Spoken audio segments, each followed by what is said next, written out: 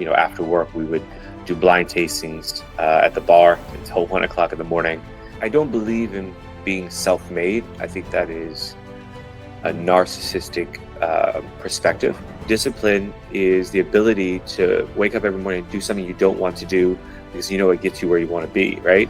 The Master Sommelier exam, which is nearly almost impossible to pass. I think it has a 3% pass rate. Some wealthy guy comes in, buys fruit from a few vineyards, hires this consulting winemaker, charges $500 in the bottle, engineers the wine to try to get 100 points, gets said 100 points, and then everyone falls over for the wine. This wine is 100 points. This tells you nothing. It tells you absolutely nothing, gives you no data.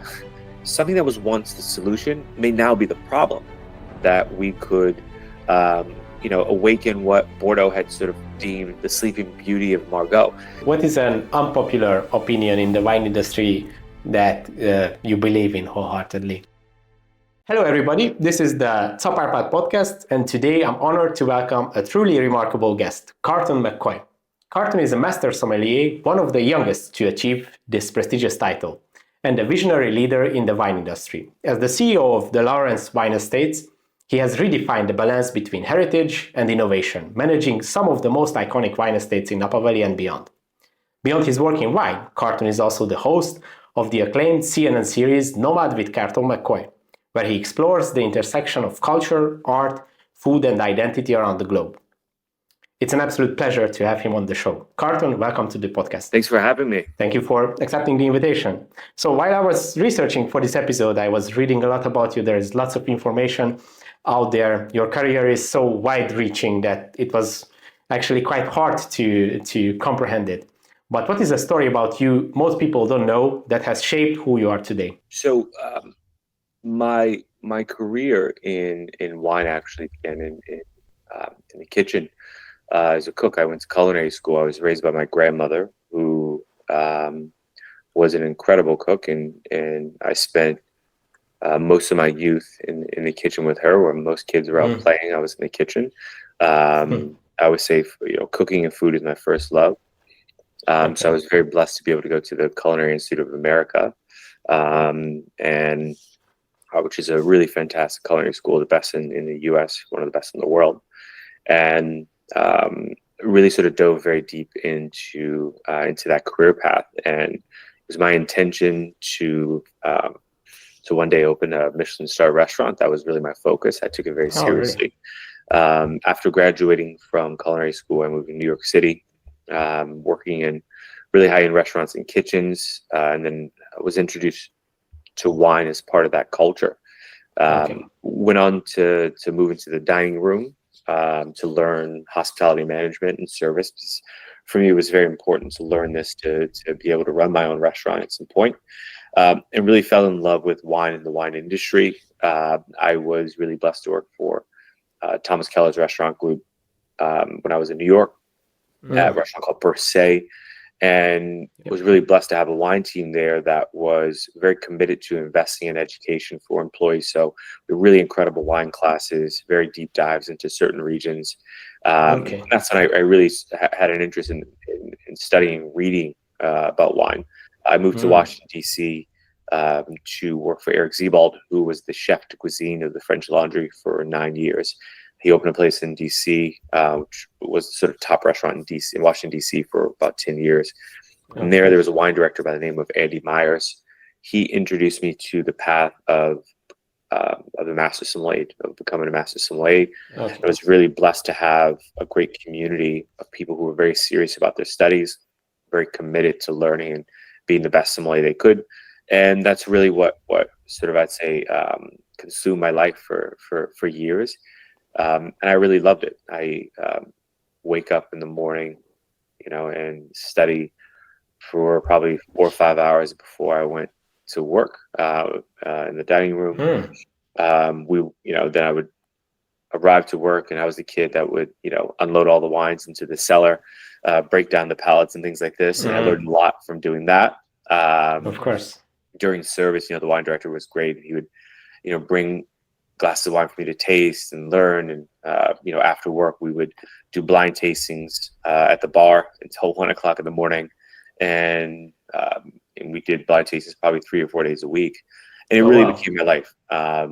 It was my work, it was my love, it was my hobby, and I was really blessed to be in that community because it really pushed me forward. And I was very young; I was 23 when I started studying wine very deeply. By the age of 24, I had passed the introductory, the certified, and the advanced exam by the age of Wow. 24.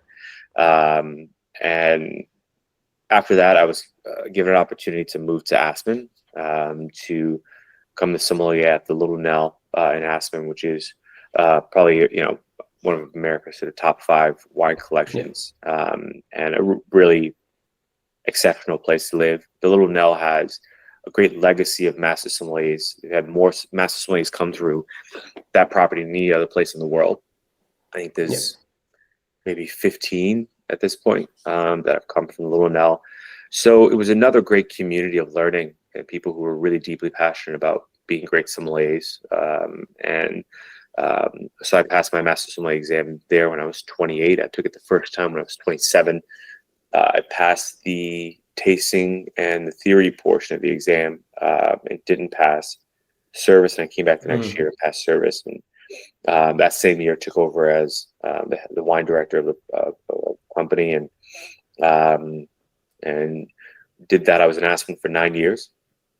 Okay. Really incredible part of my life. And just, being in an environment where the owners were very open to investing in the great wines of the world in volume. I mean, the cellar was really insane. And having the clientele that saw the value in spending money to drink those great wines. So I had a great Yeah. opportunity to drink the greatest wines in the world from every great vintage over and over and over again. And I was really blessed. Then I met the Lawrence family, and we began talking about creating a wine company, and with a very particular focus and ethos. And I made the move to. I accepted the job in the end of 18, and I was really passionate about the Little Nell, and I've always been committed to making sure that if I leave a Yeah. job, then the transition it doesn't hurt the business, because I was very grateful for the opportunity that they gave me. So I commuted between Aspen and Napa for 4 months every week. I would Wow. spend 3 or 4 days in Aspen, 3 or 4 days in Napa, and I did that for 4 months until I felt that the team was ready to take over at the Little Nell, and I was really full time in Napa in the spring of 2019. Yeah, that was an exciting journey. So going back to the beginning, you explained that that moment when you kind of transitioned from the culinary part to wine. What were the challenges in that part, or when did it click for you that this is going to be your journey instead of the food? But before we continue the discussion, we are happy to announce that we are partnering with Inventory, a tool that is transforming wine collection for enthusiasts like us. Picture this: you are eager to open that special bottle, but can't quite remember where you have stored it. Inventory ensures that never happens again. Designed by wine lovers for wine lovers, it simplifies and enriches how you manage your collection. In fact, let me show you how it works.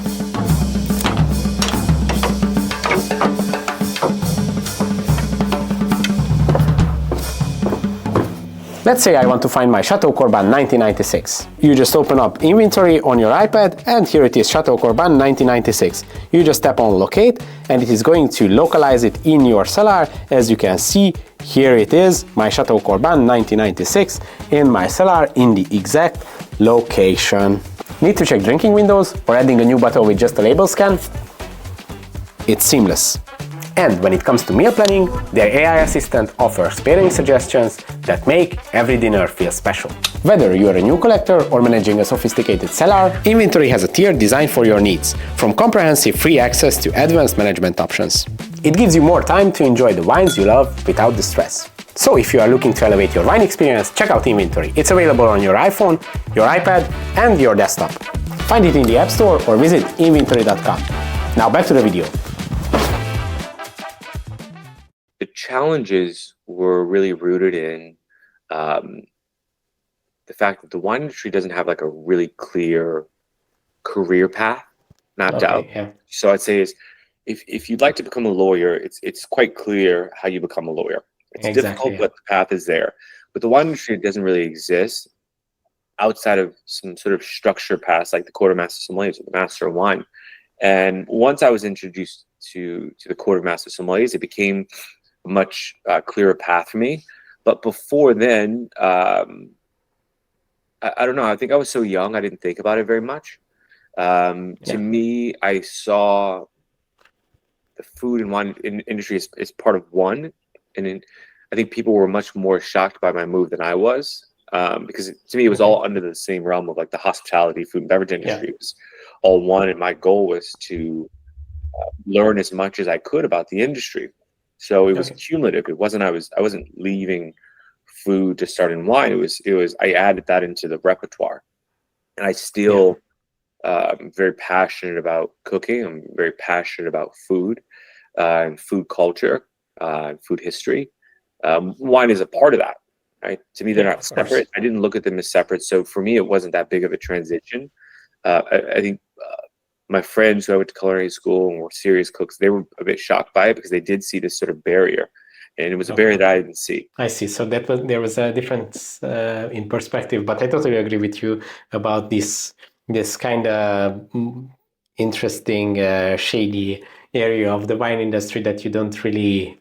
There is no clear path, as you said, and it was a very funny example that you used because I'm actually both a lawyer and work in the wine industry. So the perfect example, I can truly understand the difference of these two paths. But yeah, I'm confusing myself by mixing them. So yeah.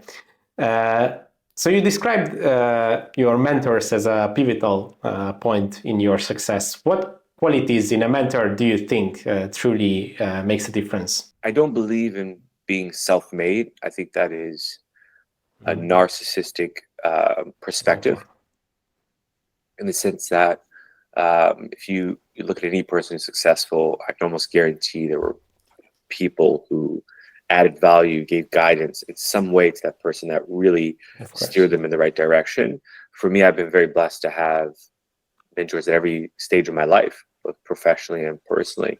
And I think it's really, really critical. But I approach mentorship in a very different way, so more of an old-fashioned way. I would always say is anyone that you want to be your mentor will probably be someone who doesn't have a lot of free time. So I never expected from my mentors to just take an enormous amount of time. It was more about my expectation for myself if I wanted to honor that mentor relationship. So often you would say, this is what I would like to do. And sometimes it's a quick call. This is what I would like to do. I need 10 minutes of your time, 10 minutes, and get some guidance. And a great mentor can prevent you from making a lot of mistakes that they've made or mistakes that they have observed, and to give you guidance in how to have a clear path. I always say is like, without a clear path, it's like running in the fog. You don't see where you're going. So because of that, you don't move with confidence. You don't move with speed. You sort of, you don't know where you're going. And I think what a great mentor can do is sort of remove the fog and give you a direction. Say, okay, well, the destination is here. This is what you need to do.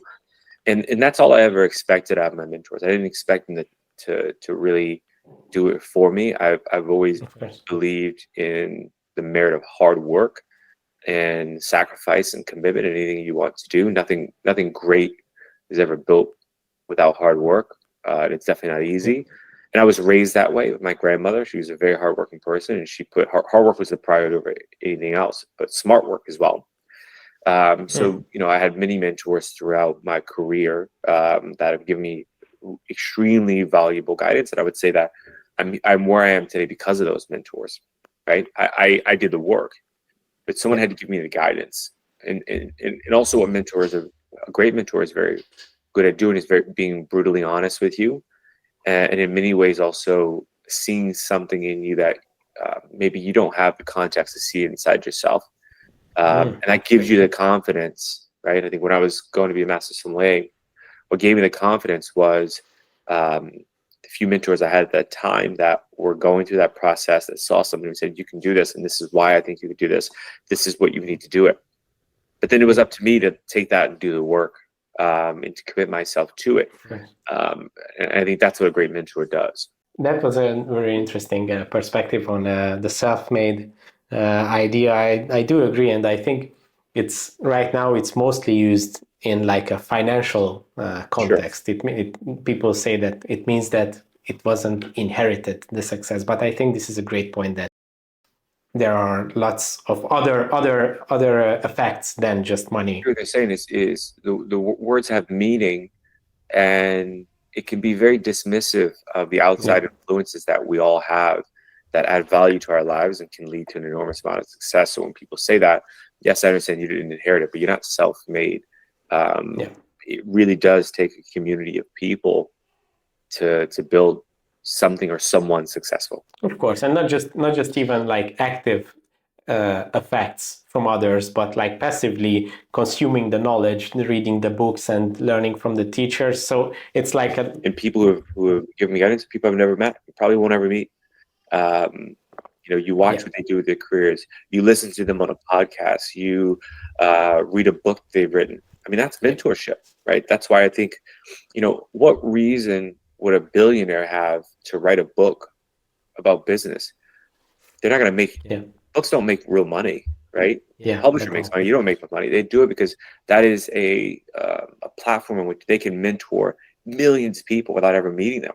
Right. So I think, I learned a lot of my greatest lessons from people I will probably never meet. Yeah. That's a great point. Not to think about these mentors and people that teach us from like wider perspective, not just the people from our surrounding. So back to the Master Sommelier exam. It's like a famously grueling exam. What part of the process taught you the most about yourself? And especially being so young while doing it, one of the youngest. Probably the theory. I always loved blind tasting. I still love blind tasting. I think that there is no better way to hone your palate and your senses than blind tasting. And I really love doing that. So in a sense, it wasn't difficult for me because I liked doing it. It doesn't mean that, I was the very best blind taster. I did very, very well at a young age, but I loved doing it. I did not like sitting down studying it as much, right? I like learning, but that was very difficult for me because you have to remember is with technology, the process of studying has changed dramatically since, I started studying in 2009, I think, right? And maybe 2008. At that point, obviously the internet existed, but you didn't have as much information on the internet as you do today. So we were still studying with books that many times were outdated, not completely accurate, but we had books, and I would walk around with like a duffel bag with like 6 massive wine books in them. These big, the Sotheby's wine encyclopedia, these sort of things, right? So it was very difficult. So you were spending a lot of time. I would go to a local Starbucks right across from the hotel where I worked every day and sit there for 4 or 5 hours, and I would have all these books laid out, to the region I was studying, and I was taking notes by hand. I would draw these big maps, and that was very difficult for me because I also I'm, I'd say, intellectually sort of motivated to be efficient, and I thought it was very inefficient. Like, why doesn't all this data just exist somewhere where I can, and it really didn't. Now it's very normal. You have websites like Guildson, which is an incredible resource. We didn't have that when I first started. So, to me, it was about discipline. Right. And, but that was the same in the kitchen. It was about disciplining yourself to do something, to say, this is something I want to achieve.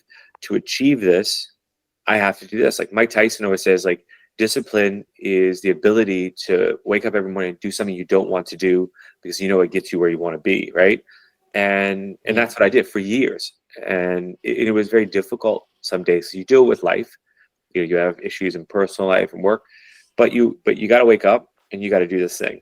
And I think it's not that it taught me anything about myself, but it helped me to develop as a person and to grow that value of discipline and focus and commitment to doing the grueling work that you don't want to do to get where you want to get. Yeah, that's the beauty of these great challenges in our lives. They teach us so much. Yeah, I love the thing that you said about discipline. Another, the Mike Tyson quote, another interesting quote I love about from Jocko Willink. He says, discipline equals freedom, which is such a simple but powerful idea. You take control over your life. Yeah. When you control your life, you have much more freedom. Yeah, exactly. So you said that blind tasting came more naturally to you. I think that probably came from your attachment to food and the culinary side from the 100%. beginning. Because you Yeah. remember, as a cook, I mean, I started working as a cook when I was 14. Oh, wow. I've never had a job or any position outside of the food and beverage industry in my entire life. It's what I've done my entire life. And as a young cook, you're learning about flavor. I mean, cooking is a lot of instinct, but it also is honing your senses.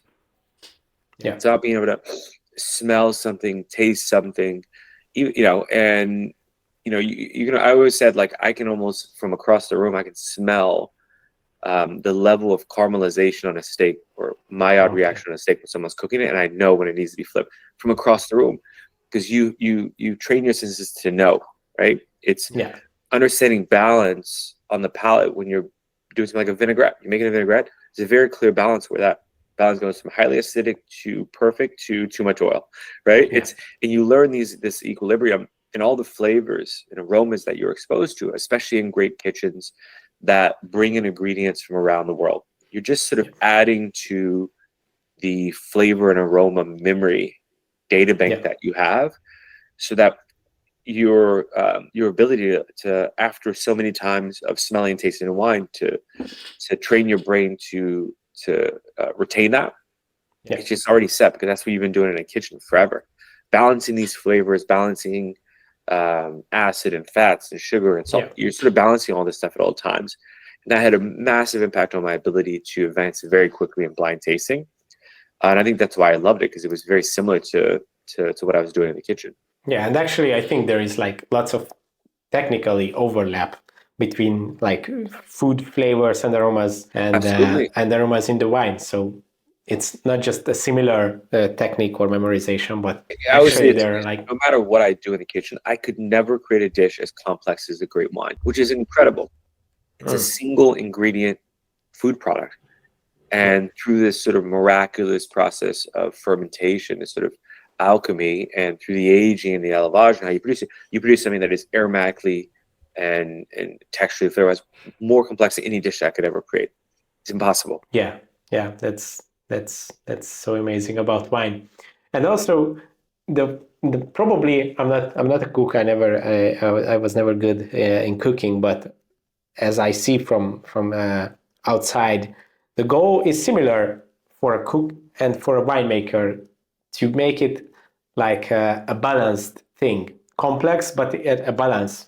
It's identical. I mean, when you look at a cook, what they're looking for is to get the highest quality raw ingredient that they can buy, and do as little as possible to get the purest expression of those ingredients to the plate. The winemaker does the same thing in its best form, is getting the highest quality fruit that they can possibly get into the winery, and then doing as little as possible to be able to translate that place using the grapes as a catalyst for that into the glass is something that is very high quality, and it has a certain level of complexity and purity to it as well. It's identical. Definitely. For those people who don't really understand this master sommelier exam and the whole process, can you walk us through the examination process? So the examinations are overseen by the Court of Master Sommeliers. It's a British organization that started in the 60s, came to the US in the 80s, and it comprises 4 different exams. It's an introductory, the certified sommelier exam, the advanced level sommelier exam, and then the master sommelier exam. You've got to pass all 4 of them to obviously become a master sommelier. And they really test 3 basic competencies, which are the ability to blind taste wine, a very high level understanding of the theory of wine that covers everything from geology of vineyards, scape, natural parts of the terroir, rivers and mountains, and things like this, weather patterns, traditional varietals, traditional wine styles, legal restrictions on wine, and how the law dictates style, producers in those regions, what they produce, vintages going back many decades. I mean, it goes on and on. Spirits, sake, beer, and everything Wow. that is encompassing within that. And then we have the service portion, which is test your ability as a sommelier to be able to take care of guests, to be able to be a knowledgeable wine steward, to offer recommendations, to be able to sell people wine, and to be able to service that at a very, very high level. So we test all three of those competencies from the introductory all the way through the masters. It just progressively gets much more difficult which culminates in the master sommelier exam, which is nearly almost impossible to pass. I think it has a 3% pass rate. So when you passed the exam at 28, being one of the youngest, how did you feel? If someone told you at 18 that you'll become a master sommelier by 28, what would you have said? I'd say it was a bit bittersweet to pass. One, I would say obviously sweet for obvious reasons, but it was a bit bitter because I really truly enjoyed and loved the process. It was my entire life. I obviously worked as a sommelier. I studied. It was everything, and I really, really loved it. People see it as grueling. They see it as something that's so difficult. I just sort of committed myself to it, and I accepted that's what I was going to be doing because I did love it. That when I passed, it sort of went, okay, so now what do I do with my life, right? It was a very difficult thing. And no one tells you about that. And you sort of, okay, you pass, and you wake up the next day. You've passed the master sommelier exam. It's like, great, what do I do with my time now? It's an enormous amount of time. It really is. It swallows up your life in a way that it's really hard for me to put into words. It's all you think about. It's all you do all day. It's your life, and it was very difficult for me to go, okay, what do I do now? And I'd say that I've always been the type of mindset. I don't celebrate things very much. I've never been that type of person. I've always been looking very forward. So it was very odd for a lot of people around me. They wanted much bigger celebration. I'm not programmed that way. Once I passed it, It was like, okay, what's next? That life is already lived. It's behind me. I mean, even the day afterwards, the next morning, I showed up for work at 8 a.m. and was at the computer, reconciling some inventory things, buying some wine. My boss at the time, who was also a master sommelier, says, Carlton, what are you doing? And I said, what do you mean? I'm working. And he's like, but you passed the master sommelier exam yesterday. I said, yeah. He goes, why don't you take a couple of days off and celebrate? Or I celebrate. I said, what do you want me to do? Like, go have a party about this? Or what does that look like? I just was not programmed that way. And he laughed because it's such an odd concept for me. I went, okay, what's next? Right? Because my goal is to live as much of life as I can. So once I've achieved something, I'm always looking, okay, what's the next thing that I must do? Right? So and I was that way when I was younger as well. And I could do a better job of that. I think it is important to celebrate accomplishments. And it's something I've had to check myself with our company is we've achieved a lot. And it's important to stop and go, wow, okay, we did this thing, right? And let's celebrate that. I'm not very good at it. Because for me, I always think, well, for everything I've achieved, there's so much more that I want to achieve. I need to start working on that. I can't spend a whole lot of time celebrating what I did yesterday or last year or 6 months ago because I'm not done yet. Right? It's like, I don't know. It's just the way I think, and I think people struggle with that, but it's just the way I'm wired. Yeah, that's such a typical feeling when you work on something for so long and when you achieve it, that like emptiness. What do you do now? Emptiness. Because it's I've never been a person who just went through the steps of life. Many people wake up and they just go through this routine of life, which is okay if that's what they want. I was never happy with that, even as someone who was young.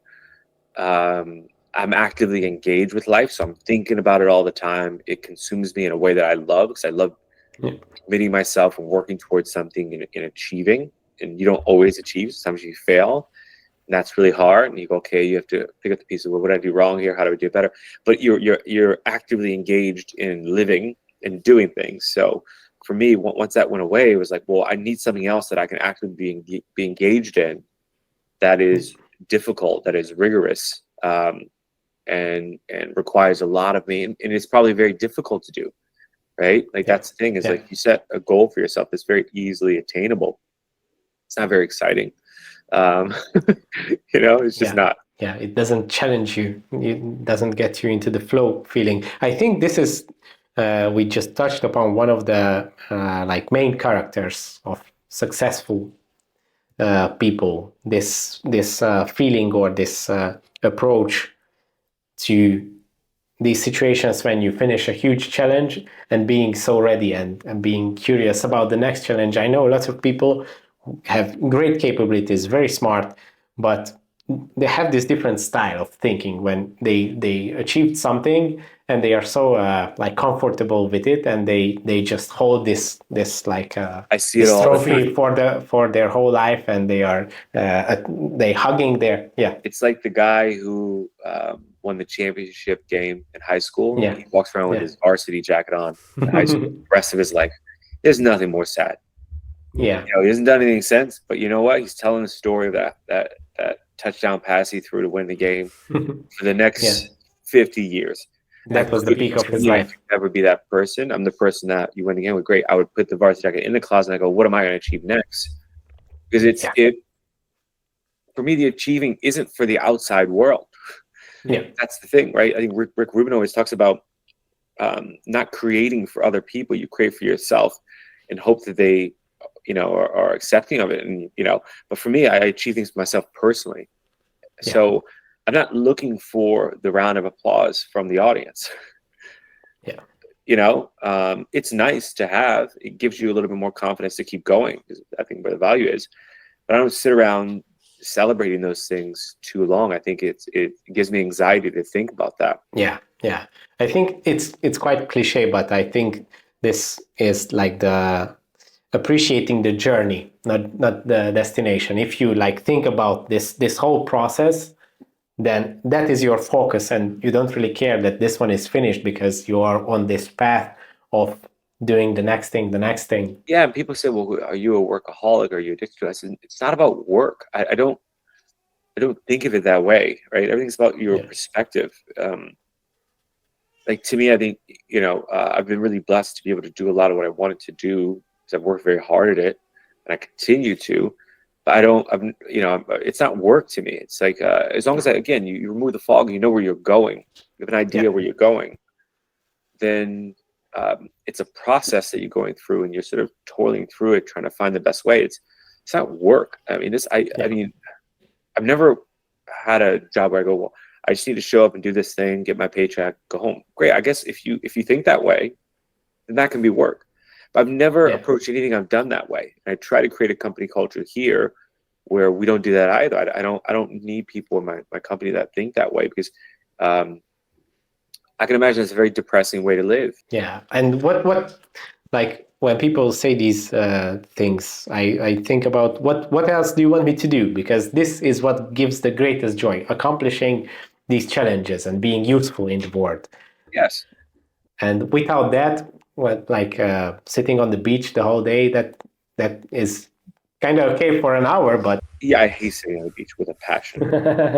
I don't get it. I go out, and my wife loves beach vacations. She's a much calmer person than I am, and she's an incredible human. But she loves reading. She loves, like, for her, like going to a beautiful tropical place, spending a little time in the water, sitting on the beach reading a book. I get so much anxiety.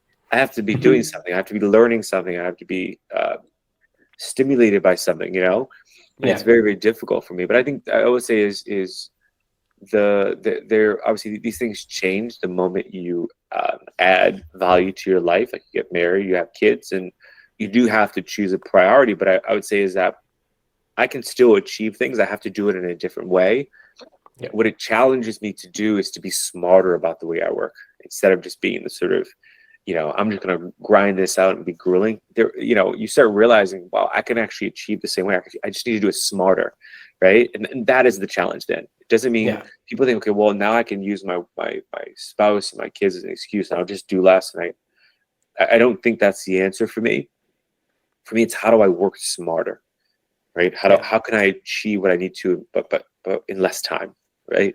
That to me is the challenge now. Exactly. And I think the whole journey and these responsibilities and challenges that we are talking about, They are not just like strictly focused on like this career or financial steps. It includes also these personal things, Of and course. trying to maximize it. It doesn't mean that if you are spending time with your family, your wife, your children, that at that time you are not focusing on your career. That is also one part where you are so useful in the world and providing.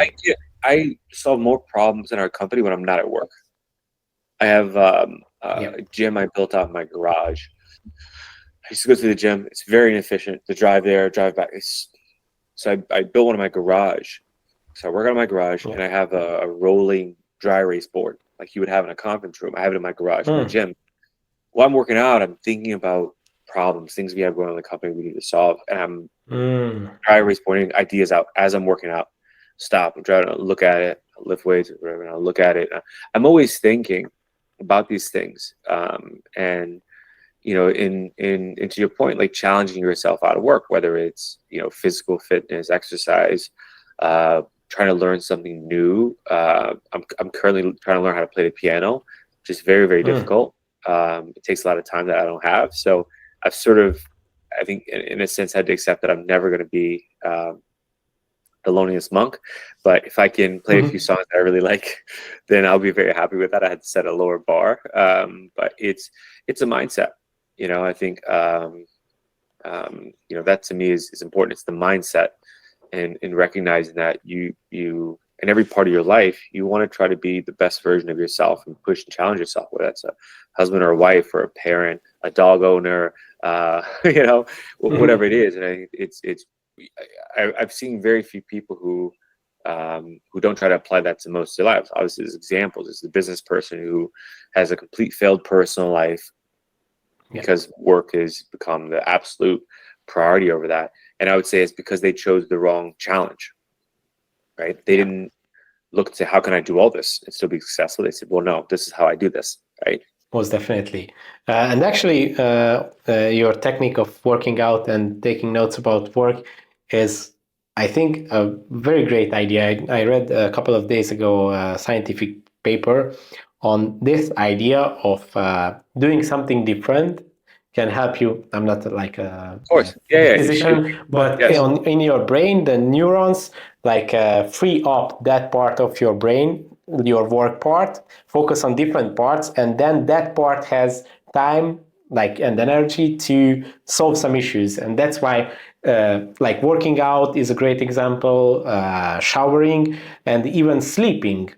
Yes. There are lots of situations when you wake up and some problem that you had just resolved, the solution. There is this neurological It's like the machine's still thing. working, twirling with this thing, but you go bing, like a light bulb hits. You go, whoa, okay, there it is.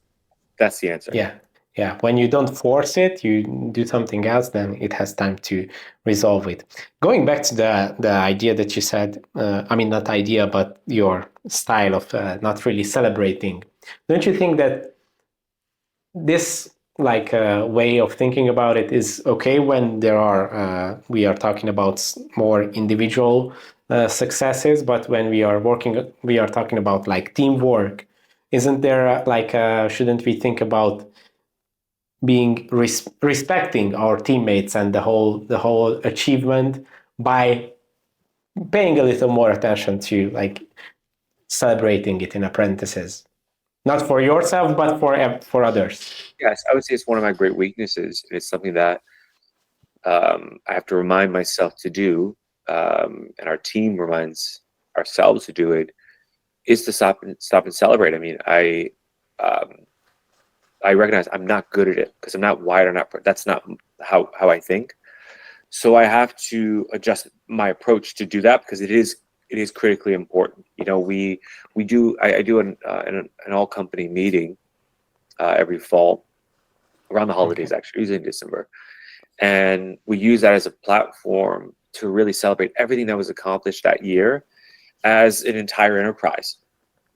We do it publicly. We applaud people. We give awards. We talk about it, and that's one great thing. But also, it's sometimes it's the really small achievements that you really need to give people a sort of a pat on the back and acknowledgement for, and celebrate them, because it's what keeps people going. right? Yeah. I don't need that. So as a young leader, I just didn't understand that. Like, why do you need that? Because I was very self-motivated. I wasn't doing it for the pat on the back. And Yeah. if anything, I just thought it was very weird. Like, of course, I set out to do this thing, and I'm doing it, right? Like, I know what I'm doing. You know, and it's a very odd way to think, but I had to recognize that is how I think. So I had to really train myself, and I'm still trying to get better at it. Of great, we achieved this thing. Let's stop for a second, and that'd be a big party, right? Just acknowledge. Sometimes it's an email, it's a text. Awesome, that's really fantastic. You know, let's go grab a beer, celebrate, whatever it is to celebrate those things. Yeah. It's critical, right?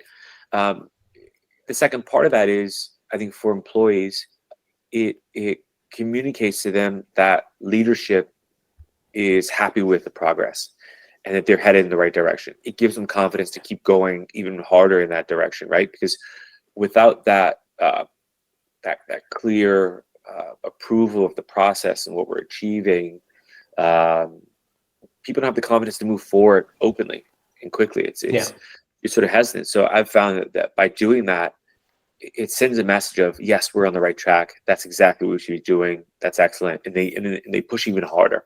I see. So you mentioned your leadership styles. When you stepped in the role of CEO, what was your vision for branding, tradition, and innovation in the wine industry? So I never approached what we're doing here as any way to innovate. I don't think that way or to disrupt. People often use those words. Yeah. And I would say that I guess by chance of what you're doing, you can't disrupt, but it was never an intention that being sort of a guiding light for me. What I saw was a region that I was passionate about, which is the Napa Valley, as America's greatest wine region. But what I had observed as a sommelier was some of the domains that I really loved the most had sort of been pushed back into a sort of a quiet corner. And there had become this sort of ethos in Napa of what, everyone chasing the new shiny thing. Some wealthy guy comes in, buys fruit from a few vineyards, hires this salty winemaker, charges $500 in the bottle, engineers the wine to try to get 100 points, gets said 100 points, and then everyone falls over for the wine. To me, this isn't what excited me about the wine industry, and I had no interest in this. That's why you actually see very few of those wines on wine lists, because sommeliers aren't interested in this. For me, I was really excited about a lot of the historical estates in Napa that have proven themselves over the last 50, 60, almost 70 years to produce really age-worthy, really balanced, really classical wines. And that's what I like to drink. That's what I like to sell. But I saw an opportunity to build an enterprise around those estates if we had the opportunity to buy them. And do that in an environment that was very ambitious and very driven. And that's really what we did. That's what we set out to do. I see. So you are more excited about the classical part of the I would say I'm wine exclusively industry. excited about classical Napa. And I always sort of try to say that with the context of Americans. We often think about things in superlatives. This one's better. This one's worse. I really don't like those words. I think they're thoughtless words. They have no meaning to me. What is better or worse? It depends on the person who has the glass of wine in their hand. They decide that for themselves. And I think that's where we always get this wrong. What is better or worse? It's completely irrelevant. I'm not saying that the classical wines that I love are better than any other wines. It's never part of my narrative. I don't believe in that. It's about what I'm passionate about. That's it. That's the only statement I'm making, right? And I think people often so do you think those wines are better? No, I never said that. It's just where our minds go, because if I say I love something, clearly I go, that's better. It's to me, I don't like using superlatives in anything that is an art, a craft, an expression of creativity. What they do is they block the mind from exploring and understanding, right? It's what I hate about the point system. This one is 100 points. This tells you nothing. It tells you absolutely nothing. Gives you no data about the wine, about the people, about the place. Nothing. So it's a very useless measure of the creative process of the craft, the art and craft of wine, and that sort of connection between us humans and nature to create something really, really excellent. The score, the superlative better. I wish we could wash them out completely from the wine industry. So what we're passionate about is it's that and only that. It's just what we're passionate about. I see, and that makes you different. And yeah, this is a very smart way to think about it. But what do you think? Maybe the I do agree with the point systems being quite silly, but doesn't it help a little bit? Does it have a little objectivity behind it? If you're talking about like, not anymore. You have to look at an idea and put it in a place and time, right? I always said, sometimes we talk about in our company, as we evolve, I use this term pretty often.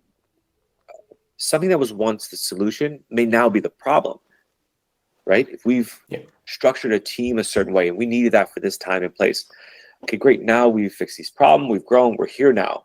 Well, that structure may now be the problem. It's causing the problems.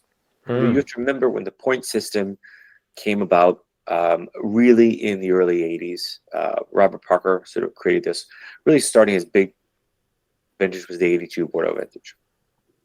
You have to look at the 70s, even going back to the 60s in the world of wine. Compared to now, the quality of wine was very low. Okay, yeah. Everywhere in the world. Look at Tuscany, look at California, look at Bordeaux, just strings and strings of bad vintages and very low quality of wine. It wasn't so. That was important because you really needed to very quickly define what was a high quality wine or not. Again, back then it still didn't tell you much about the wine, but at least told you it was a high quality wine. I mean, you look at regions like, again, Tuscany, Bordeaux in the 60s and 70s, a lot of really bad wine, right? Bordeaux at the time was the most important red wine region in the world, right? Yeah. And that point system was very valuable at the time. And I think it helped, especially the American consumer, to navigate what was this sort of new interest of wine in the American market. What was good? Again, I'm not going to learn much about it, but I at least know what's good. Now we look, 40 years later, and the average quality wine is very high, right? Again, look at Tuscany, look at Bordeaux, look at Burgundy, look at the Rhone, look at Napa, Sonoma, the Central Coast. Let's look at Australia. Let's look at New Zealand, Portugal, South Africa, Chile, Argentina. I mean, the amount of high quality wine that a consumer or a buyer has access to, it's unparalleled in the history of humanity. So the point system now is irrelevant because you could go into a wine shop, close your eyes and throw a dart, and I can guarantee you have a 95% chance of getting something really delicious in quality at any price point that you want. And that's why I say it's not that I have a problem with it, because I think it added an enormous amount of value. And in many ways probably led to what is now the high quality of wine. It created accountability. And that's fantastic.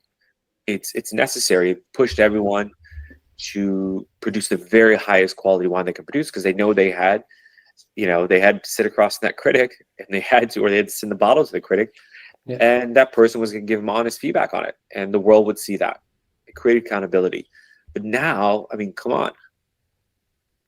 I mean, if you're not making good wine today, you're probably going to go out of business, or the price point is so low that it's not really what you're aiming for. It's a volumetric game. But again, someone who's spending $75 and up is not going to interact with that wine anyway, right? So that's my thoughts on scores. We can't look at we have to look at this sort of concept in reference to the industry at the time.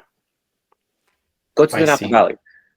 I would challenge you to find a low quality wine. You may not like the style, but something is just really bad. It's very hard to find, right? Yeah. So what are the points telling you? Before it was, this is a high quality wine, this is okay, and this is very mediocre. I mean, when's the last time you saw an 80.1 in Napa? Yeah, you're right. Yeah, it doesn't exist. Yeah. This is a really new way of thinking about it, and I think that this really makes sense. So basically, you are saying that before, the point system was basically for filtering out like faulty wines. So it was more about like and you're looking at technical. regions that were dramatically overcropping, producing these sort of thin, funky, weird wines. They weren't high quality, and cellars were not clean. Viticulturally was not very advanced. They were, they weren't putting the effort in to produce great wine. Now, were there people making great wine? Absolutely, but not at the scale that we're doing it now. In today's wasn't as consistent. Yes, that makes sense. And what do you think? What is the reason of this huge improvement of quality? The like knowledge being more available, or technologies being cheaper? So What I is think the it's a main number reason? of things. I do think that the point system and criticism pushed the industry to do better, and it happened almost immediately, right? Yeah. With Robert Parker, and it was a great benefit to the consumer, because now the average quality of every bottle was going up, and it was very beneficial for the industry, because it really forced us to look at ways and means to learn more, and to learn ways in which to create a more consistent quality. Not necessarily consistency in vintage, obviously there's vintage variation, but quality, right? And that charged us with learning new technologies, new ways of working in the vineyards, and the global sharing of data, right? Yeah. We talk about it now. You look, and like the moment there's some research done on the winery, pretty much within a few years, everyone in the world knows about it and can look at how to apply it to get the best out of what they're doing. I think those are, the sharing of technology and knowledge is probably the most important. But it was all, in my opinion, motivated by criticism initially. Yeah, that makes sense. What do you think is the the most important technological improvement, or just way of doing things in the cellar or in the vineyard in the previous decades that made them? I feel that a better understanding of viticulture globally, and connecting what we do in the vineyard with what we want in bottle, right? So this is really, looking at the terroir, I should be able to produce this, and it's my goal to produce this, right? Because I can produce the style of wine I want given these viticultural practices, and working backwards to what do I need, again, like a chef would, from the raw product, right? And not overcropping, getting, and I'm speaking in terms of both white and red grapes at this point, not overcropping, getting the flavor, phenolic concentration that we need, how we work with our canopies, understanding the science of that. People have to realize, the actual science of farming, we still don't fully understand. And that's because it often is so unique to the individual place that there are very few sort of overarching sort of research that apply to everywhere. Yeah. Right. There are some things absolutely that apply everywhere, just basics of how a vine grows and its interaction with sun and rain and certain minerals in the soil and water holding it. Those things apply everywhere, and you can apply them. But there's so many things that are very unique to the place. But wineries have invested in viticulture at a very high level. The quality of equipment in the vineyard has helped quite a bit. The ability to do what you need to much more efficiently. So that one of the big barriers is obviously the expense of doing said vineyard work. So with advances in equipment, people have been able to do that work at a lower price. So they're actually able to do it every year. I think in the winery, our understanding of microbial growth in wines and how to work with wines more naturally and get more consistency in the product and the quality we want, understanding the science of tannin development, extraction or not, different vessels that you can use to age wine or to ferment wine. All these things that we've learned have helped increase the average quality of wine. But what I'll say is, you would look through the lens and go, well, this advancement is very slow, right? Yeah. And I think it's sped up sort of exponential growth in recent years. But you have to remember, we get one harvest a year, right? Yeah. So a winery has one challenge. opportunity here to go through a growing season, to learn from that, to make the wines, go through that, and then, let's say a couple years of élevage. You get one of these a year. What has helped the industry grow at a much more rapid pace in the last 10 years is using technology to connect in the wine industry and meeting in person to share information. So you don't get one harvest. You actually get all the harvests around the world that everyone can sort of learn from. So you're able to learn very, very fast now, where 20 years ago was much more difficult. I mean, what were you going to do? Write someone a letter about what you did in the harvest? I mean, you can't transfer much information that way. But now, social media, blog posts, everything, we're sharing so much data that it's really, it's almost overwhelming. It's like, how much can you take in? So we don't look at it through the lens of what we learned through just our harvest. We're learning from everyone else's harvest at the same time. All of this is compounded to create a much higher quality wine on average, even for entry-level wine. I see. So more intentionality in the wine industry. And what do you think is going to replace like this communication in the wine industry, that the point system was holding this place, and how is it going to change? Well, I guess we have to ask, what does the point system communicate? Right? Yeah. And I don't think that the point system needs to necessarily go away. I think that we need to add another layer on, right? Okay. Point system isn't going anywhere. And at this point, I'm fine with that personally. But there needs to be another layer, which is okay, how do we actually now learn about the individual estates, the individual wines? And I think there's been a lot of excitement with new journalists that have evolved that. I think what Lisa Perotti Brown does is really exceptional, where she's critiquing the wines, but she's doing these beautiful write-ups about the wines, what's happening at the winery, the people, the place, what they're trying to achieve, the philosophies. And it's been really incredible. I think Antonio Galloni has definitely gotten more into that. It's not just a magazine with pages upon pages of just scores. That to me is useless in and of itself. Now telling stories, what's happening, that to me is what gives people interest in the wine. Because again, chances are, especially above a certain price point, you will get a quality wine. You can almost guarantee it. You just will. Style variation is there for sure, right? So I think it's more important that, okay, if you take away the score and you go, okay, this is the style of this wine, and how do we communicate that? But then more importantly, tell the story of people, places, philosophy, history of each estate wine. That's what needs to be, I'd say, much more important at this point. And we need more journalists doing that. Now, the problem is that takes a lot of time, right? A lot of time, a lot of energy. And we've got to find out ways to support journalists to monetize that, right? Where it's not just, they have to get paid for that work. We have to find ways to support that industry, because that's what the wine industry really needs.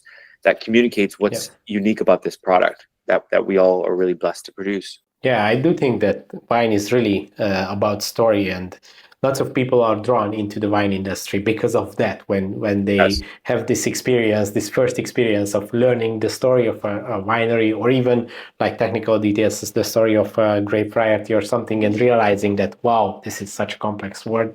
Yeah, that is opening up for the wine industry. But I think lots of people start to realize that it should be focused more on the story.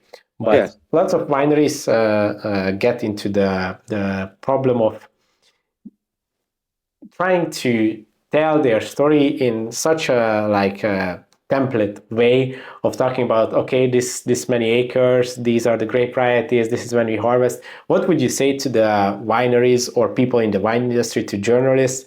What should be the approach to find the stories and to really tell those things that people are interested about? The issue is, whenever we sort of define, okay, this is what you should be doing, then everyone does it, right? Yeah. There's nothing unique about it. I think that each estate needs to find their own voice, right? Okay. And decide how they want to express what they feel is important to them, but also will be important to those that are interested in buying their wine and drinking their wines. There's no one size fits all. I do think that just generally technical knowledge is lost on 99% of wine drinkers. So if I would give any advice, it would be tone down the technical jargon. No one buying a wine anywhere in the world cares about the pH of the wine. No one. They really don't. They don't know what pH is. They don't care. They don't know what residual sugar is. They don't care. You know, And even people who know what yes, those they things don't care. are. I mean, I care because, you know, we make wine, so I'm very intrigued by that. But someone going to buy a bottle of wine, this is lost on them, right? Yeah. So we've got to. I would, if I were to give you advice, I would be tone down the technical jargon. They don't know what a pump over is. Well, we did 2 pump overs a week, and we did, you know, what? Like, no one knows what this is. They don't care. You just lose them, right? Yeah. That's what I've noticed, that lots of people. What you communicating is marketing, right? When you go buy a car, you know, what are they marketing? They're projecting a philosophy, a lifestyle, and maybe they talk about some of the features in the car, right? But they're really trying to project themselves as this is how we want people to perceive us. This is really important to us. And that should be the sort of guiding light. Yes, there's so much that we do, but very little of it should ever be communicated to the guests, not because we're attempting to not be transparent, but because it confuses people. It's too much. Yeah, it shouldn't be on the front of the the beginning of the communication. It should be there if for people who are interested, but it shouldn't be like the main point. Going back to the Lawrence wine estates, the acquisition of Château Lascombes was like great, huge news in the previous year. What was the strategic vision behind it, and how does it fit into the broader portfolio of the estates? Yeah, so obviously we're very excited about bringing Château Lascombes into the family of estates. We felt that it was really quite similar to the estates that we were bought in the US, which is this chateau had a really great reputation, had an era where they were underperforming, and there was very clear potential to bring this back up to be one of the greatest estates in Bordeaux and in the world. And it's because, first, they have great vineyards. You know, the reality is, without great vineyards, there is no potential for great wine. It just never going to happen. So the first thing we looked at with Lascombes was the vineyard holdings, right? Soil analysis. We walked the vineyards. We saw what we had there. That's our greatest asset. And we knew that if we got the right management team in, that we could, awaken what Bordeaux had sort of deemed the sleeping beauty of Margaux. And that was the term that was constantly used when we were there, we were doing the transaction, asking people what they thought about Lascombes. And it kept coming back. This is the sleeping beauty of Bordeaux, the sleeping beauty of Bordeaux. And we felt the same way. We felt there was an immense amount of potential. And it would take some years, but we could make an impact pretty immediately. And we just needed to stay consistent. So going back to the acquisition of Lascombes, you said that you are passionate about traditional winemaking and the traditional side of the wine industry. Lascombes has this steep history of being a second growth in the 1855 classification. What do you think is the importance in today's wine industry of the classification? Do you think it's outdated, or is it like this story part that we talked about in the wine industry that people still get excited about, and it's like an interesting way? And I think it's still relevant in the sense that a lot of the classified growers still own all the best vineyards. Yeah. Right. And that's where it stems from, right? You know, why was Lascombes a second growth and maintain that? They have great vineyards to be able to produce great wine. Château Margaux has great vineyards. Château Palmer has great vineyards. I think where you saw maybe some irrelevance was in the quality of winemaking. And I think that for a number of the classified growths, they had, I think, reduced the quality of winemaking for many years. I think we talked about the 70s being one of those decades. It just was a bit of a dud for the region as a whole. But okay, great. Now we trued the ship up, and now we're making better wine. The classified growths can still make higher quality wine because they have better vineyards.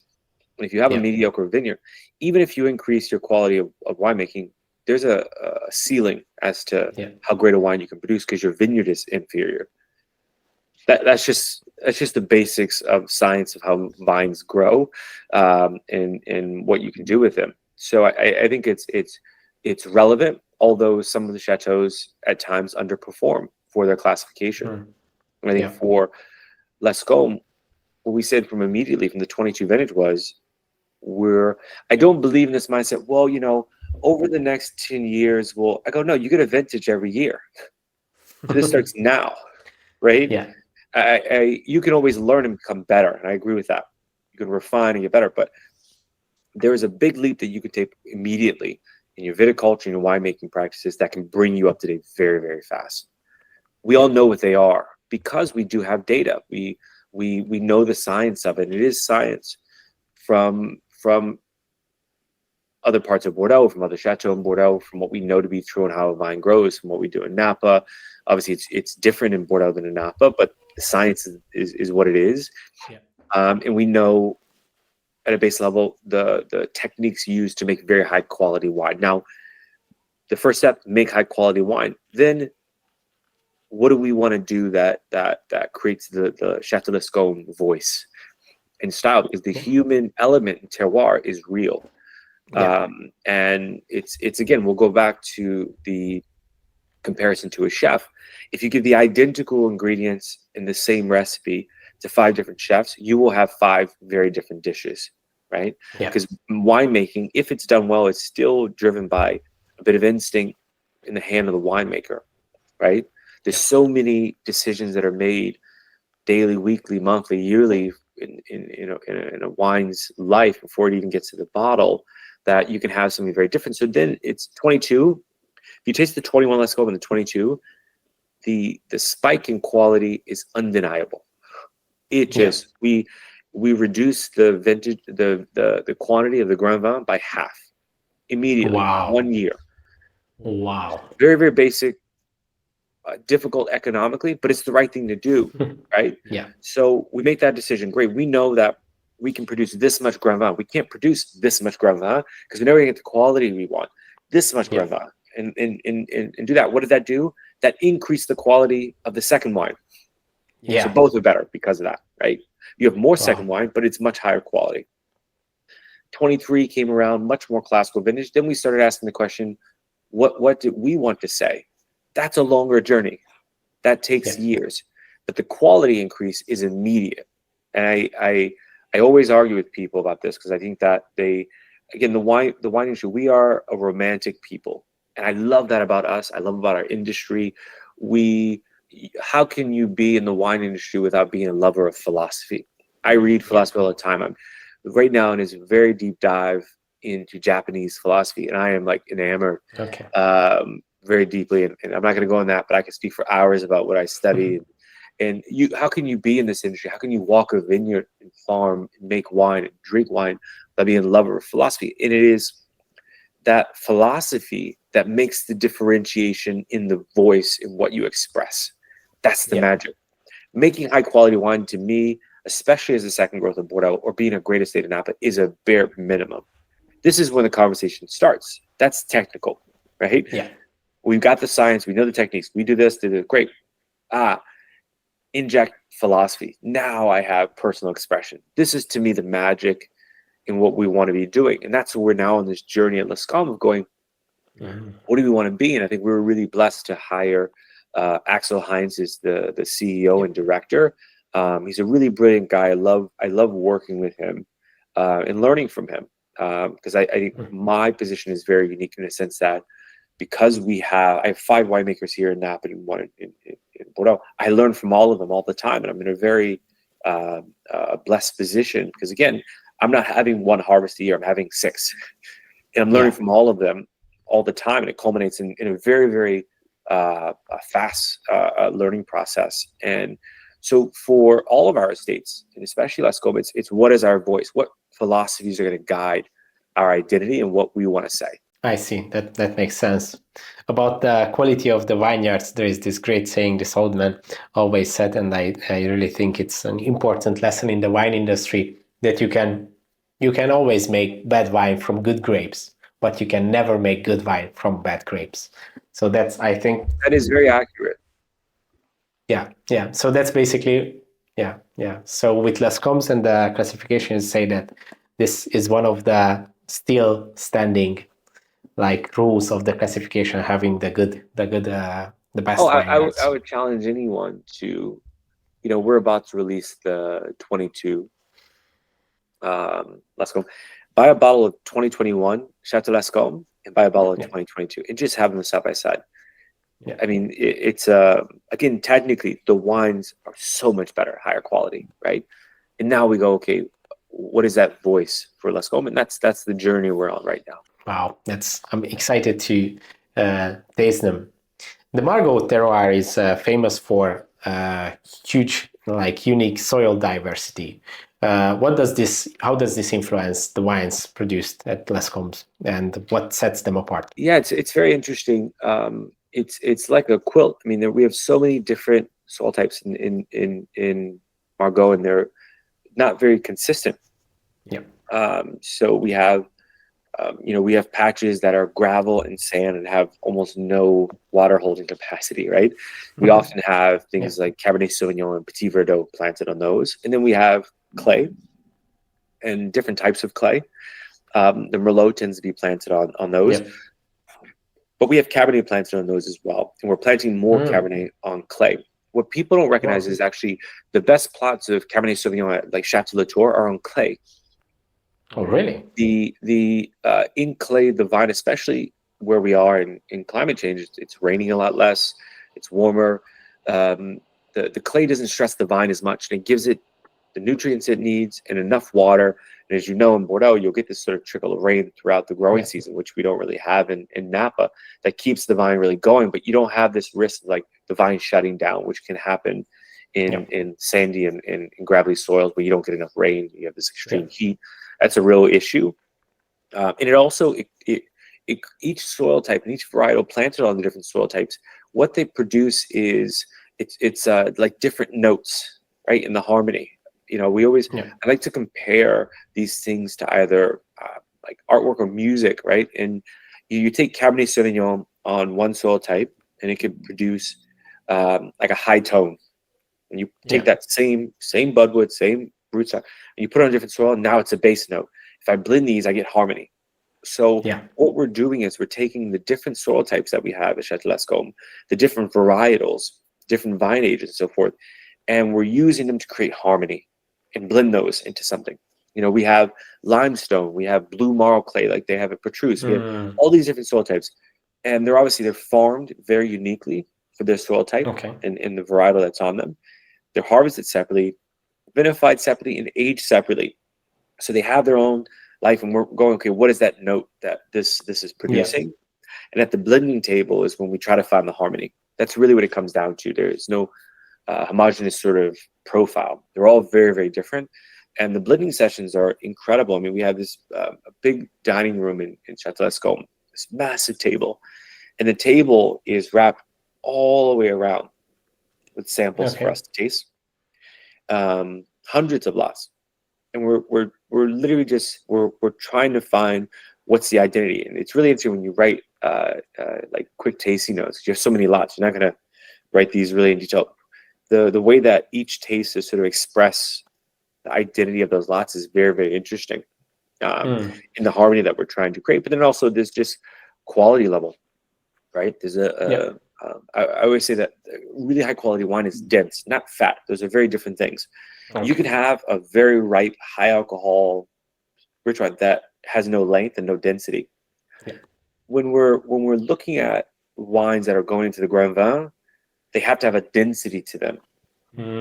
It's that's the length. That's when you taste a glass of wine and it sits on the palate, not heavy, but it lingers right on the palate. But then we're looking at the structural elements, the texture, the tannins, the acid, just the texture in general. It's something we don't talk about enough in the wine industry because it's a very difficult thing to explain. But the texture of a wine, really, really important. That's the feel. You got to feel it, right? And that's what we're trying to find is that equilibrium, that balance where, okay, this is, in what I love about blending is you could take the same blending elements and produce 10 very different wines. All very good, incredible, but very, very different. So the question is not what is better. It's, again, that's where we find our voice. What are we trying to say here? Like I always envision one day creating a brand that has the same blending elements, but every year making completely different wines. And like starting from scratch every year and like going, I don't want to have a consistent voice. I want to come fresh and go, what do I want to say this year? Right. That would be incredible. Probably a marketing nightmare, but the intellectual approach to it it's real. We always sit down with the blending table at all of our wineries, and there's so many different directions we can go. We're trying to find, what are we trying to express here? That's an interesting approach, and it's really these two typical ways of doing it. This is the Coca-Cola style winemaking, that each vintage and everything we're trying to do the same and keep So the same boring. style and everything. Yeah, it's pretty boring, but you don't need humans for that. Yeah, it's just like automated. We run wineries, not factories. Yeah, that's very important. When we talk about, I really want just consistency, and I go, well, that's not a winery per se. It's like factory winemaking. You can do that. It's actually very, very easy to do. It's extremely easy to do. A lot of wineries, even high-end wineries, tend to do that. To me, it's that I don't need people for that. I have a recipe. You can actually do most of that with the technology today, with robots and machines. Yeah. And it can be identical every year. Yeah, I can imagine that it would be quite easy with today's technology to automate. When you are working on the blend, you said that you go through all the different plots, every single sample tasting, taking notes. This is the first part, but then how do you do samples of the blend? Yes. Or how does that work? What we do is, we taste and we talk about them. And then what we do is we'll do sometimes up to 10 different potential blends. Okay. And it takes different percentages of these different plots into account to produce. The first one we work on is the Grand Vin. It's the most important. And we may have 10 different blends of the Grand Vin, and then we go back and we taste those. What are these things saying, right? What do we want to express through these, right? It's like music, right? Do I want a little bit more of the organ, or I want more trumpet? I want, they're adding different notes, different types of music to the orchestra, to the experience. And then we may go, you know what, these two here are really, they're different, but we really like that. Like, and then sometimes you'll tweak percentages and things. I really like blending. It's this whole other, element of expression, and what we do it at the same time, right? So we'll in one day we'll come up with 10 different blends. We'll go to lunch, come back, we have 10 different blends. Okay, we take that, we'll tweak it, and in real time we'll say, hey, look, what if we took this cuvee but added 2% more of this lot into this cuvee, right? Where does that get? And you'd be amazed, like 2% difference in something, it would turn a wine from here to here, in a very positive way. And we go, whoa, like that's it.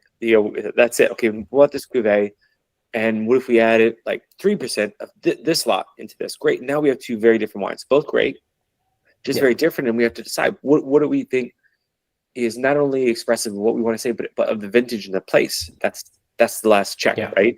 Because if not, you become all human, and you go, okay, now it's about me. And I go, well, now we've got two different cuvées that are both very high quality. Which one speaks to the vintage, right? When someone opened this bottle and they taste it, they should be able to close their eyes and go, okay, this vintage was a warm, sunny vintage, and came from this place, right? These soils, right? And that's the final check. The authenticity. Because that's what we're doing, is we're documenting the vintage, right?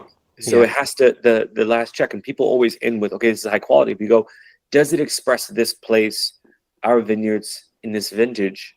And sometimes you go, really good wine, but it doesn't really as much, because you have so many blending elements that you can blend so many different types of wine, right? I can make something lighter, something richer, something darker fruit, right? Just because the blending elements you have, does it express the place? And that's the last check.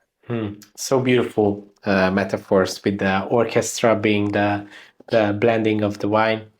But you said that it's such a personal expression thing. How do you decide who has the last word in the blend, or do you vote about it, or how does that work? There's a lot of negotiation. It gets very tense.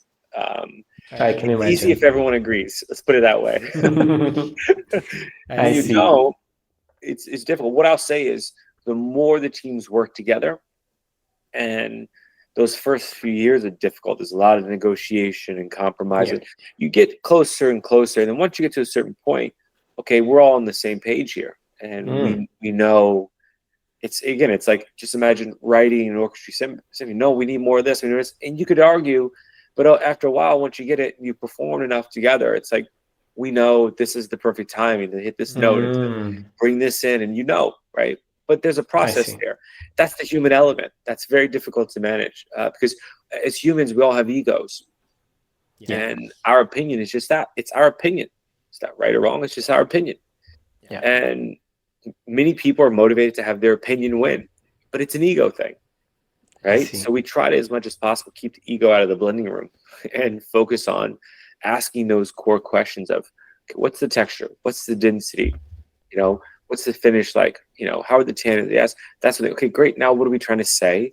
Okay, great. And then does it speak of the vintage? And we try to check ourselves with those things, and that helps quite a bit. But the human ego still exists in the blending room, you just can't help it. I see. So it's more arguments than like democracy and voting. It's more like a courtroom than like an election. The problem with going with sort of voting democratic process is you lose a lot of the subtlety of why. So we have to have discussions. Why? Yeah. Right? Because the why, if you understand the why, then everyone moves forward with that understanding. If it's just voting, you're not really talking about why. Let's debate. I want to debate, right? Yeah. That's where we get through a lot of the points that we need to discuss is in the debate. And I think that's very healthy. A lot of people are they're very concerned with that, or it becomes a dictatorship when one person decides. I think that's equally as bad. Yeah. But now that I think about it, actually voting probably wouldn't even make sense because the average of the ideas might come out in a place which was not chosen by anyone. So it could be like a very different. Also, you end up with politics. Well, these people are aligning this. To me, let's discuss why, right? Let's talk about the ideas of what we're doing, the philosophy of what we're trying to do, right? Technicality of it as well has to be discussed, but it's in that room having those debates, which get uncomfortable sometimes. That you're gonna end up with something very special, and everyone is on the same page. It's very important. Yeah, you called wine a philosophical expression of nature. Can you unpack what you mean by that? Because everything we do is outside of the science of what we do, which is winemaking is a very high percentage of science, right? Is a philosophy. The philosophy answers the question why we're doing what we're doing, right? And that's critical. That's the magic that creates individual expression, is the philosophy, right? And I'm not talking about just the flower. No, it's like, why are we doing what we're doing? When you answer that question and what's important, why you do, that's the philosophy of what you're doing. That's what makes it very, very unique, right? It's the philosophy. It's not. You can do something really unique in the vineyard, and that's still, that it's by nature going to be science driven, always is, right? But that philosophy is what may make the in the vineyard you're doing make a very, very different wine. The philosophy of what you're doing in blending, the philosophy of why you've decided to, we make a wine here at Burgess. It's an old vine Pinot Gris that we do on the skins, and we do part of it in for the skins. Why are we doing that? What are we trying to achieve? Why is that important to us? Right? It's a blending element, and we go through that. There's a lot of science behind that, but there's a philosophy that's guiding that of what we're trying to achieve and why that's important to us.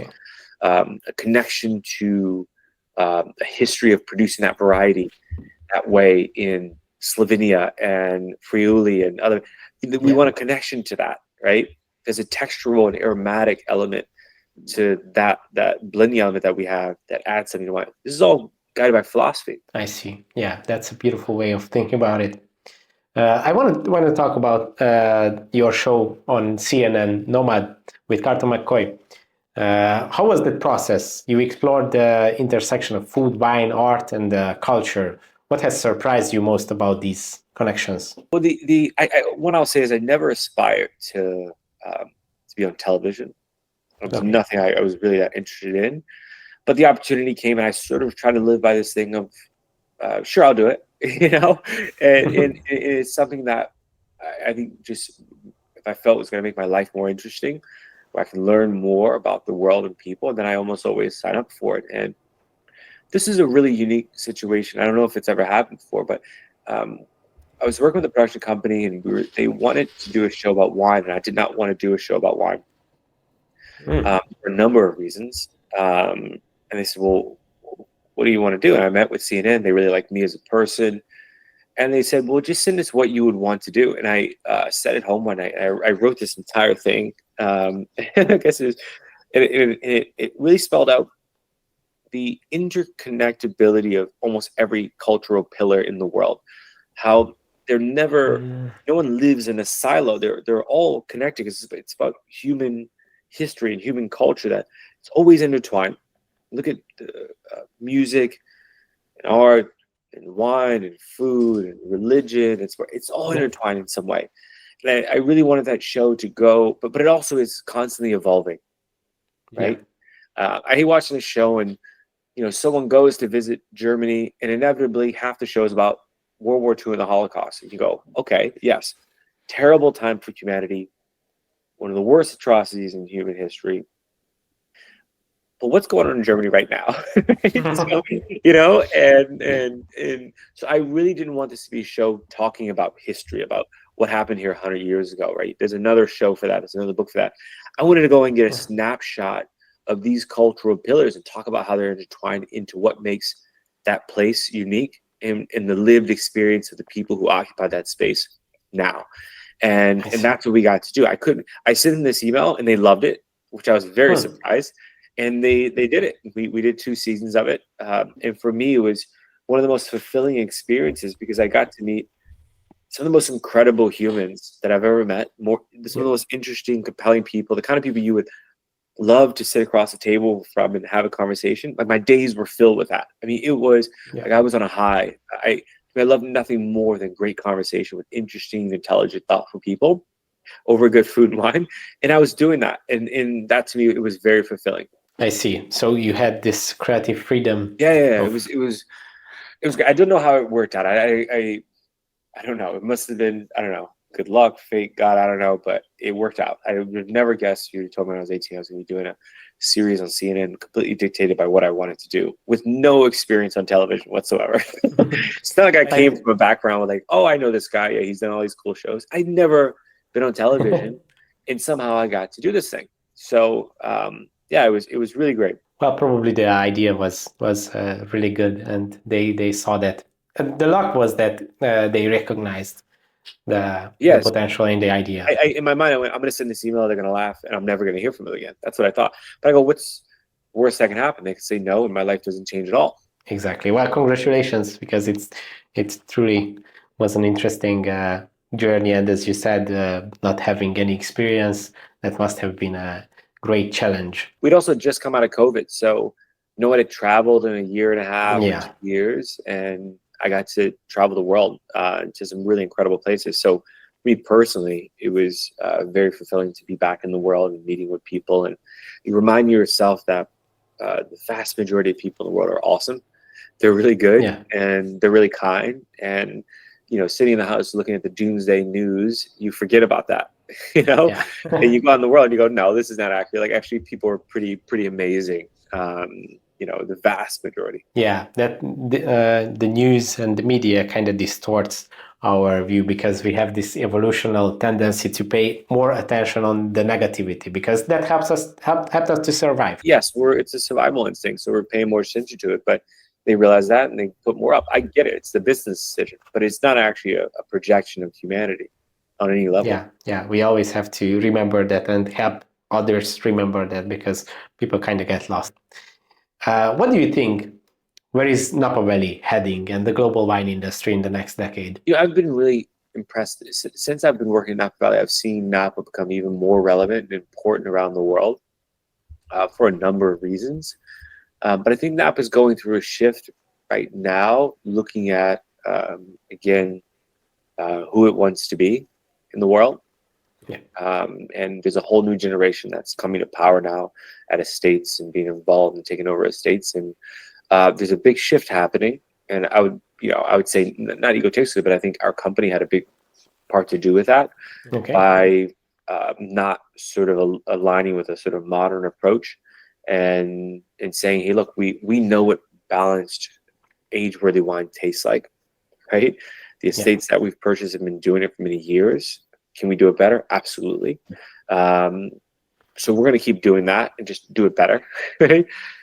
Not because we ever wanted to influence anyone. I don't. There's very little that I do in my life to try to influence outside people. It's a weird concept to me. You just do what you want to do because you believe in it and it feeds you. And if someone else is influenced, that's fantastic for them. But that's not why we do it. It's not why I do what I do. And I think it gave the license to a lot of young winemakers and people in the industry to go, oh, you can do this and still be successful. Because the old thing was, no, you had to make this style of wine, get a 97 through 100-point score, and you had to hire this consultant, do this to be successful. And we proved that incorrect. Our estates are doing incredibly well. We've been able to engage with clientele in a level that they're really fulfilled by, and we're fulfilled by having that connection. And sommeliers love what we're doing. It's almost like, I had a sommelier told me, it's like, you created the company that I always wanted to exist in Napa, right? Someone that was authentic, that create balanced wines that were what I wanted to drink, what I wanted to sell. And that's fulfilling as someone who's a former sommelier. And you see this shift, right? It's happening more and more every year. The wines are gaining more restraint, more balance. And that's just going to make the Napa Valley wine industry blow up even more, because you've now, the fluff is gone, right? It's it's becoming more soulful, more real. And I think people are really excited about that. I know the region, the winemakers are definitely excited about it. I mean, the amount of winemakers that over the last, call it 30 years, have made wines in this valley that they don't like to drink, don't want to make, but are forced to. That's very sad to me. It's like putting Pablo Picasso in a cage and giving him a canvas every day and going, paint this thing. You go, but I don't want to paint that thing. It's not good. Doesn't matter. If I paint this, I can sell this for a lot of money. That's what's been happening for the last 30 years.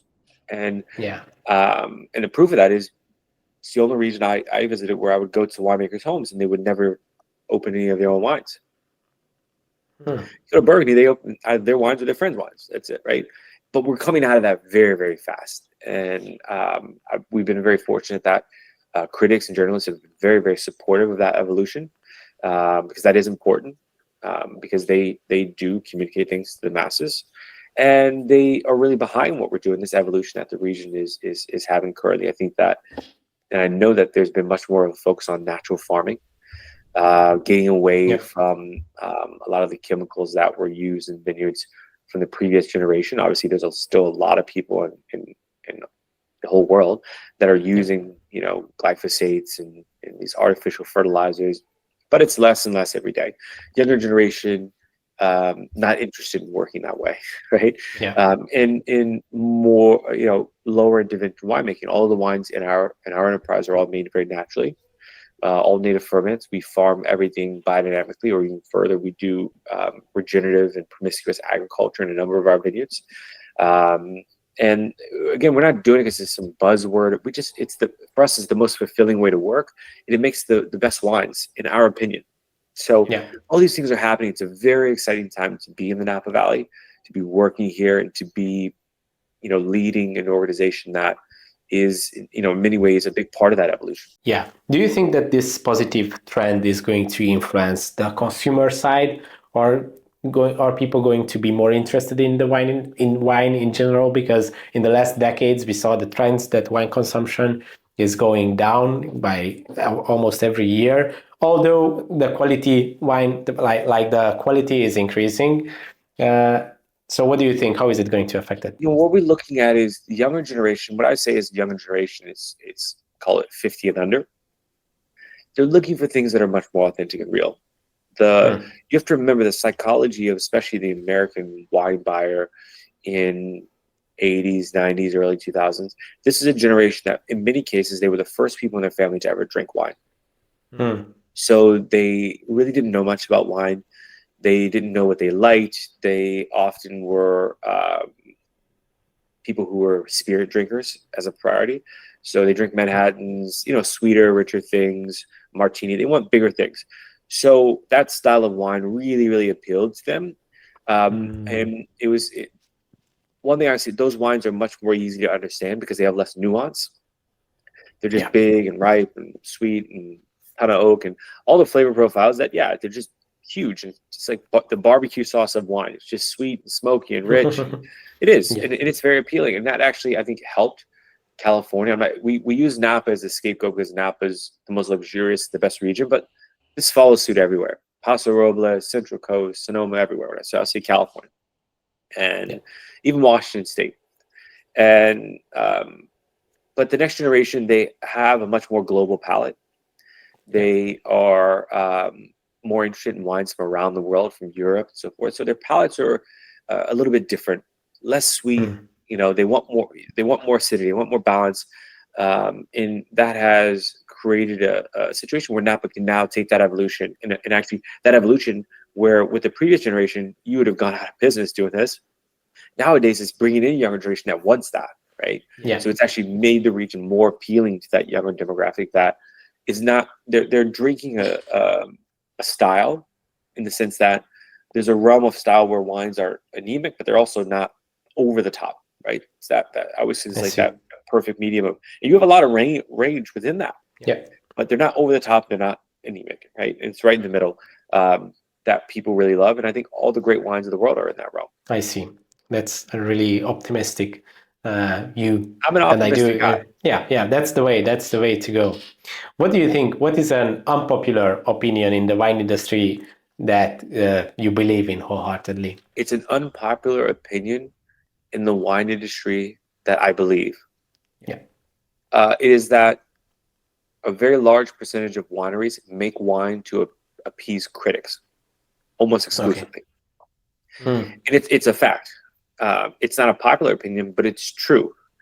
You have organizations that exist only to consult wineries how to get higher scores, and they're in business and they're doing very well for that reason. Yeah. They hire consulting winemakers that they know will produce a certain style of wine to appease critics. I don't think critics want that, right? I actually don't think they want that, but it is the result of the system. I mean, the people who are still criticizing wine didn't create the system, but that's the trickle down effect of it. Is now you have an enormous amount of wineries, not just in Napa, Bordeaux, everywhere, producing a style of wine. Let's drop the names. I'm not doing that. And it's to appease, to get a certain score, because that's going to lead to financial success. And exactly. It's not only unpopular, but it's also very sad because no one enters this industry saying, I can't wait to make wine that I don't like to drink for someone to criticize my wine who, believe it or not, actually doesn't want me to do that, but maybe ownership feels that way. The big company makes me do this. I don't know. It's a very sad situation and a lot of empathy for the winemakers who are forced to do that. Yeah. Well, I think that your work that you do and the things that you say are a force against this trend, and it's pushing the wine industry in the right direction. At a very basic level, I want people to make the wines that they are excited to make and drink. This is basic. Almost every other region in the world, this is quite normal. But we're just starting to, I'd say, sort of release the sort of shackles of the previous philosophy and allowing people to express themselves with wine. This is the most fulfilling thing. And because I want that for them, we're very blessed. We never played that game. So our winemakers, I work with the winemakers on the style, and we're excited to drink. We want to put it on the table with our friends and be excited about it, right? That's the most fulfilling part, huh? It's like, you talk to a musician, it's like, I want to make the music I want to make, and I want to play it for my friends and be fulfilled by performing this thing. It's the same thing with winemaking. Yeah, that's the real art. Well, I think this is the most beautiful closing statement. Carlton, thank you for doing this. It was a really exciting and insightful conversation. Thank you. Thank you for joining. Where can our followers find you and follow you? probably in my car going from one winery to the other, tasting wine, having meetings. No. You could always take a look at what we're doing in the company at lawrencewineestates.com. There, all the wineries are there for you to see. Wineries that we own and oversee. Obviously, personal, it's at Carlton McCoy on Instagram. I'm not very active, although my team would like me to be more active. I just don't have time to do it. But occasionally, I will share a very funny meme that makes me giggle. So it's one of the joys in life.